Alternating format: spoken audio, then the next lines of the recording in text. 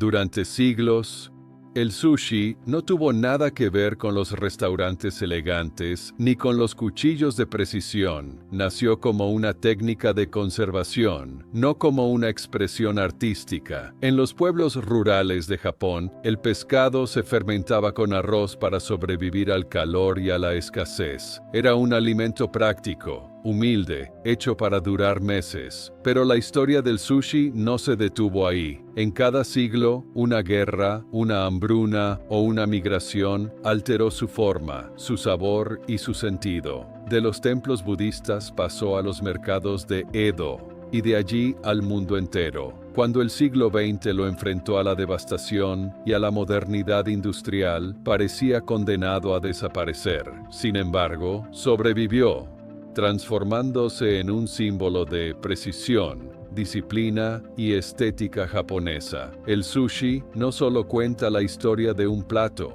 cuenta cómo una cultura entera decidió preservar su identidad, incluso en medio de la destrucción. El origen del sushi se remonta a más de 1000 años atrás, cuando Japón aún no era un archipiélago conectado por trenes ni puertos modernos.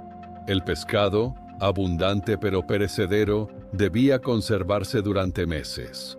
Así nació el nare-sushi, capas de pescado salado cubiertas por arroz cocido que se dejaban fermentar durante semanas. El arroz no se comía. Su única función era generar el ácido láctico durante la fermentación, protegiendo y conservando el pescado. Era un método simple, pero vital para la supervivencia. En las aldeas del lago Biwa, los campesinos desarrollaron esta técnica sin saber que estaban creando uno de los futuros símbolos del país. Con el tiempo, la fermentación se acortó. Los mercaderes comenzaron a consumir también el arroz, y el sabor ácido se volvió parte de la experiencia. El plato pasó de la necesidad a la costumbre, y del campo a las ciudades en crecimiento. Durante el período Edo, entre los siglos XVII y XIX, la capital, hoy Tokio, transformó su alimentación.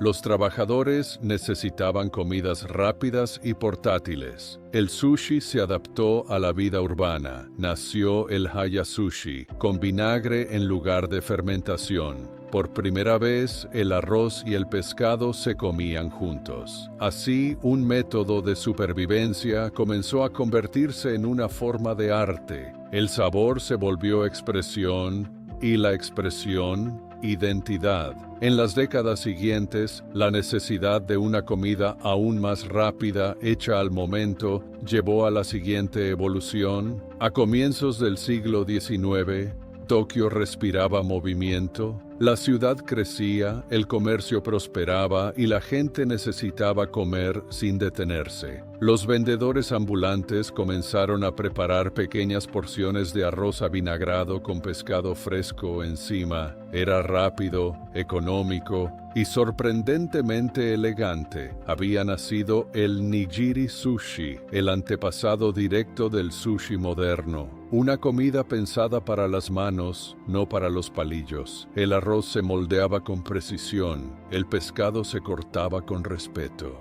El gesto del cocinero se volvió tan importante como el sabor. El sushi se volvió un reflejo de la disciplina japonesa, mínimo en forma, máximo en intención. En cada pieza había equilibrio, proporción y silencio. Con el paso del tiempo, los maestros desarrollaron su propio lenguaje visual. La posición del cuchillo, el brillo del pescado, la temperatura exacta del arroz. Era cocina, pero también ceremonia. Un acto de precisión que se transmitía de maestro a aprendiz, como si fuera un legado espiritual. Sin embargo, esa calma aparente pronto sería interrumpida. El siglo XX traería consigo el cambio más grande en la historia del sushi, y su supervivencia volvería a ponerse a prueba. La Segunda Guerra Mundial cambió Japón. Y cambió también al sushi. Las bombas destruyeron ciudades, mercados y tradiciones. El arroz escaseó, el pescado fresco era un lujo, y muchos maestros cerraron sus puestos. Durante años, el sushi fue un recuerdo de tiempos mejores. Pero en la posguerra, Japón renació desde los escombros. El país se reconstruyó con una mezcla de disciplina y modernidad. Los refrigeradores reemplazaron la fermentación, y los nuevos trenes permitieron transportar pescado fresco desde las costas hasta Tokio en pocas horas. El sushi se adaptó a la tecnología sin perder su alma. La ciencia del sabor comenzó a explicarlo. La combinación de umami, acidez y temperatura generaba placer inmediato en el paladar. El arroz debía mantenerse a 36 grados, casi la temperatura del cuerpo humano, para que el sabor pareciera natural, casi íntimo. En los años 70, el sushi cruzó el océano. Primero llegó a California, donde el paladar occidental lo transformó. Nació el California Roll, con aguacate y cangrejo falso, una versión que escandalizó a los puristas, pero que ayudó a convertir al sushi en fenómeno global.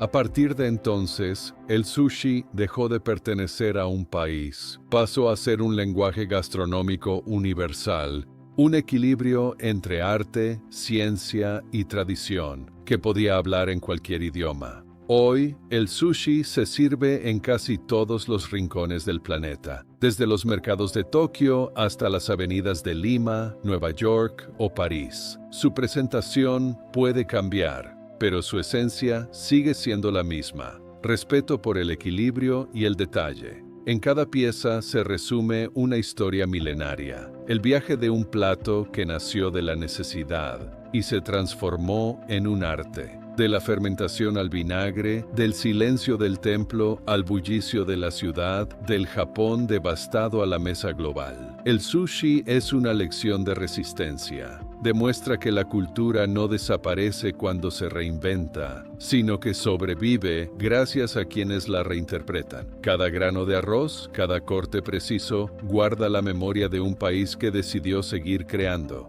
incluso después de la destrucción. Quizás por eso, más que un alimento, el sushi se convirtió en un lenguaje. Uno que no necesita palabras, porque habla con sabor, con forma y con historia.